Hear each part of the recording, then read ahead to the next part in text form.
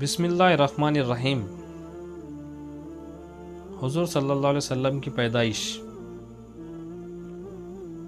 حضور صلی اللہ علیہ وسلم کی پیدائش سے پہلے ساری دنیا میں بہت زیادہ گمراہی پھیلی ہوئی تھی۔ عرب میں تو لوگ بت پرستی کے اتنے عادی بن چکے تھے کہ وہ جب بھی سفر پر جاتے تو اپنے ساتھ اپنے بتوں کو بھی لے کر جاتے تھے۔ ان میں گمراہی اور جہالت اتنی زیادہ تھی کہ وہ لڑکیوں کو زندہ دفن کر دیتے تھے تاکہ کسی کو اپنا داماد نہ بنانا پڑے۔ اس گمراہی کے دور میں حضور صلی اللہ علیہ وسلم کی پیدائش ہوئی، لیکن پیدائش سے 50 سال پہلے ہی سے آپ صلی اللہ علیہ وسلم کے لیے ماحول تیار کیا گیا۔ روایتوں میں آتا ہے کہ زمزم کا کنواں جو حضرت اسماعیل علیہ السلام کی ایڑیوں سے جاری ہوا، اسے بعد میں ایک قبیلے والوں نے دشمنی میں آ کر بند کر دیا تھا۔ اسی طرح 300 سال گزر گئے اور زمزم کا کنواں اسی طرح بند رہا اور لوگ بھول گئے کہ یہاں مکہ میں کوئی زمزم کا کنواں بھی تھا۔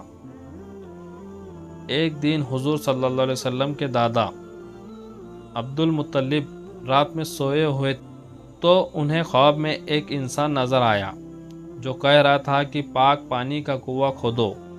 عبد المطلب ابھی اس انسان سے کچھ پوچھتے کہ اتنی ہی دیر میں ان کی آنکھ کھل گئی اور وہ پریشان ہو گئے کہ آخر یہ کون انسان تھا جو مجھ سے کہہ رہا تھا کہ پاک پانی کا کنواں کھودو، اور یہ پاک پانی کا کنواں کہاں ہے۔ اگلی رات جب پھر سے سوئے تو وہی انسان انہیں پھر سے نظر آیا۔ وہ کہہ رہا تھا کہ پاک پانی کا کنواں کھودو۔ ابھی عبد المطلب اس آدمی سے کچھ پوچھتے کہ ان کی آنکھ پھر سے کھل گئی۔ تیسری رات حضرت عبد المطلب نے پھر سے وہی خواب دیکھا۔ آج خواب ہی میں اس انسان سے پوچھنے لگے، آخر یہ پاک پانی کا کنواں کیا ہے اور کہاں پر ہے؟ اس انسان نے جواب دیا کہ یہ زمزم کا کنواں ہے جو تمہارے دادا اسماعیل کے لیے جاری کیا گیا تھا اور 300 سالوں سے بند پڑا ہے۔ اے عبد المطلب، تم صبح کعبہ شریف کے پاس جا کر بیٹھ جانا۔ ایک کوہ آئے گا اور ایک جگہ پر 3 بار اپنی چونچ مارے گا، بس سمجھ جانا کہ زمزم کا کنواں اسی جگہ پر ہے۔ صبح عبد المطلب کعبے کے پاس جا کر بیٹھ گئے۔ کئی گھنٹے گزر گئے، دوپہر کا وقت تھا، لیکن ابھی تک کوئی کوہ نہیں آیا۔ وہ اٹھ کر اپنے گھر کی طرف جانے لگے، تبھی اچانک ایک کوہ بولتا ہوا آیا اور پھر ایک جگہ پر 3 بار اپنی چونچ ماری اور اڑ گیا۔ عبد المطلب سمجھ گئے کہ وہ زمزم کا کنواں اسی جگہ پر ہے۔ حضرت عبد المطلب نے اسی وقت تمام مکہ والوں کو جمع کیا اور کہا کہ اے مکہ والوں، وہ زمزم کا کنواں جو ہمارے باپ اسماعیل علیہ السلام کے لیے جاری کیا گیا تھا وہ اسی جگہ پر ہے۔ مجھے خواب میں اللہ کی طرف سے بتایا گیا ہے کہ اس زمزم کے کنویں کو جا کر کھودو جو 300 سالوں سے بند پڑا ہے۔ یہ سن کر مکہ والوں کہنے لگے کہ ارے عبد المطلب، کہاں تم ان چکروں میں پڑے ہو؟ اس زمزم کے کنویں کو بند ہوئے 300 سال گزر چکے ہیں، اب تو وہ بالکل ختم ہو گیا ہوگا، اور اس کنویں کو کیا بھروسہ کہ ہم اس قدر محنت کریں اور پھر ہمیں کنواں نہ ملے تو ہماری تو محنت برباد ہو جائیں گی۔ اتنا کہہ کر مکہ والے اپنے گھروں کو واپس چلے گئے۔ عبد المطلب نے کہا کہ اے لوگو، میں تو یہ کنواں ضرور کھودوں گا، مجھے اللہ پر پورا بھروسہ ہے۔ عبد المطلب کا اس وقت صرف ایک ہی لڑکا تھا، ان کا نام حارث تھا۔ اسی کے ساتھ لے کر عبد المطلب وہ کنواں کھودنے لگے۔ اس وقت مکہ کی زمین پتھریلی تھی، وہاں مٹی نہیں تھی بلکہ زمین پر پتھر ہی پتھر تھے، اس لیے یہ دونوں باپ بیٹے چھینی ہتھوڑے سے اس پتھروں کو دن رات توڑتے تھے۔ روزانہ صبح کو آ جاتے اور پتھروں کو توڑنا شروع کر دیتے تھے۔ اسی طرح کئی مہینے گزر گئے لیکن زمزم کا کنواں نہیں ملا۔ اب تو لوگوں نے مذاق اڑانا بھی شروع کر دیا۔ ایک دن دوپہر کی کڑی دھوپ میں پتھروں کو توڑتے حضرت عبد المطلب بہت زیادہ پریشان ہو گئے تو اللہ کے سامنے ہاتھ پھیلا کر کہنے لگے کہ اے میرے مولا، اگر آج مجھے زمزم کا کنواں مل گیا تو اگر آپ نے زندگی میں مجھے 10 لڑکے دیے تو اس میں سے ایک لڑکا آپ کی راہ میں قربان کر دوں گا۔ یہ دعا مانگنے کے بعد حضرت عبد المطلب نے چھینی ہتھوڑے سے جیسے ہی اگلے پتھر پر وار کیا تو ایک دم سے پانی کا ایک فوارہ اوپر کو اٹھا اور پھر دیکھتے ہی دیکھتے نیچے سے پانی نکلنے لگا۔ پانی نکلتا دیکھ سارے مکہ والے جمع ہو گئے اور بہت خوش ہو گئے، کیونکہ مکہ میں پانی آسانی سے نہیں ملتا تھا۔ عبد المطلب نے کہا، بھاگ جاؤ اے مکہ والو یہاں سے، آج سے اس زمزم کے کنویں پر سرداری میرے خاندان کی رہیں گی، لیکن ہاں تم سب اس کا پانی پی سکتے ہو۔ زمانہ گزرتا گیا۔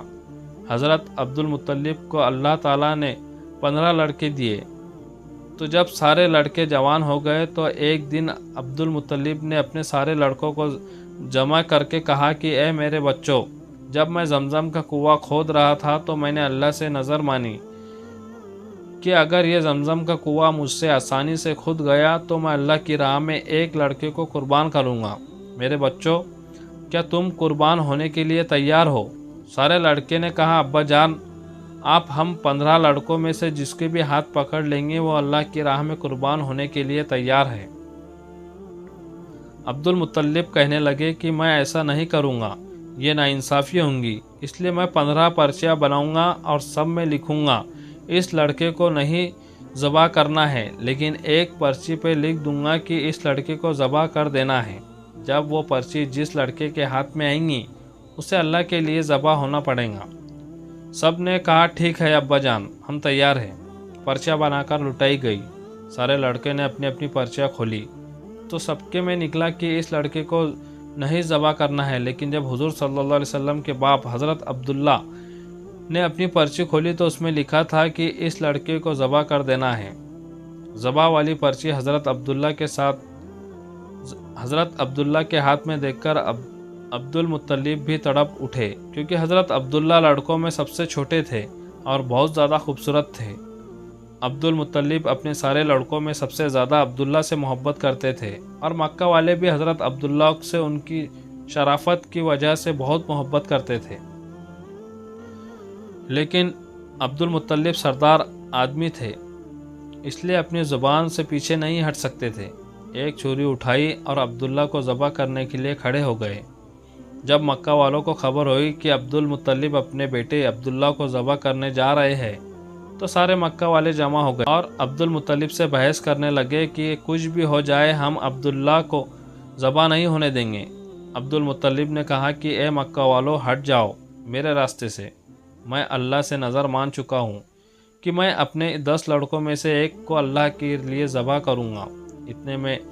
اتنی دیر میں عاص بن وائل جو مکہ کے بڑے سرداروں میں سے تھے وہ سامنے آ کر کھڑے ہو گئے اور کہنے لگے کہ عبد المطلب، آج چاہے تلواریں چل جائے اور خون کی ندیاں بہہ جائے پھر بھی ہم عبداللہ کو ذبح نہیں ہونے دیں گے۔ عبد المطلب نے جب دیکھا کہ سارے مکہ والے ایک طرف اور میں اکیلا دوسری طرف ہوں تو کہنے لگی کہ اے مکہ والوں، ایک شرط پر میں عبداللہ کو چھوڑوں گا، وہ یہ ہے کہ یہ نجران میں جو ایک جادوگر عورت ہے، اگر وہ کہہ دے کہ عبداللہ کو وہ نہ ذبح کرو تو میں ذبح نہیں کروں گا، ورنہ آج میں عبداللہ کو ذبح کر کے رہوں گا۔ مکہ والوں نے کہا، ٹھیک ہے، ہم نجران چلیں گے اور اس عورت سے معلوم کریں گے، وہ جو کہیں گا ہم اس کے لیے تیار ہیں۔ اور پھر ایک بہت بڑا قافلہ مکے سے نجران کی طرف روانہ ہوا۔ 400 کلومیٹر دور نجران کا سفر کر کے یہ تمام لوگ اس جادوگر عورت کے پاس پہنچے اور اسے ساری باتیں بتائی تو اس جادوگرنی نے کہا کہ تم لوگوں میں اگر کسی بندے کو قتل کر دیا جاتا ہے تو اس کے بدلے میں تم کیا معاوضہ لیتے ہو؟ سب نے بتایا کہ ہم اس کے بدلے میں 10 اونٹ معاوضہ لیتے ہیں۔ اس جادوگرنی نے کہا، تو پھر ایک پرچی میں 10 اونٹ لکھو اور دوسری پرچی میں عبداللہ کا نام لکھو اور پرچی اڑاؤ۔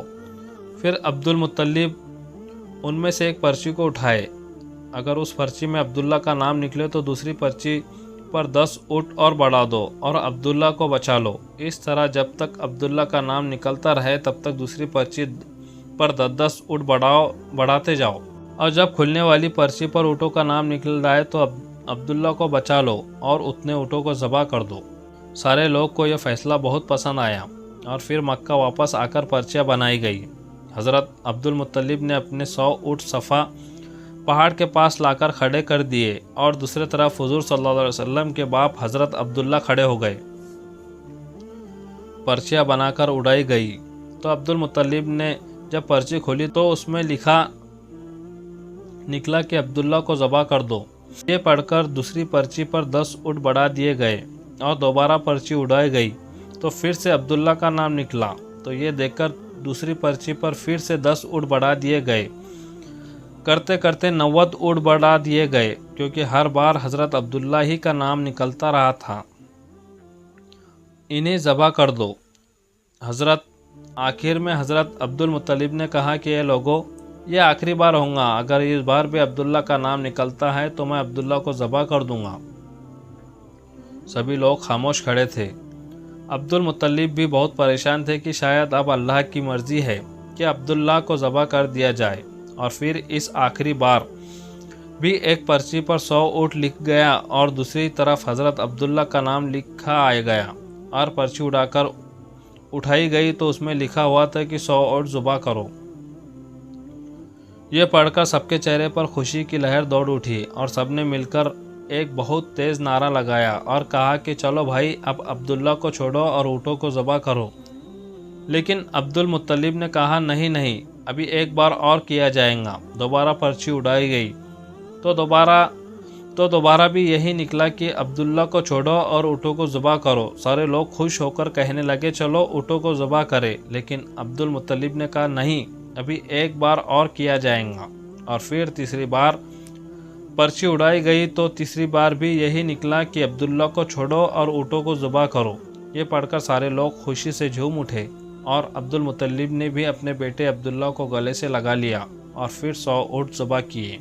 वीडियो कैसी लगी आपको कमेंट सेक्शन में ज़रूर बताएं। अगर अभी तक आपने हमारा चैनल सब्सक्राइब नहीं किया होगा तो चैनल को ज़रूर सब्सक्राइब करें। मिलते हैं अगली वीडियो में।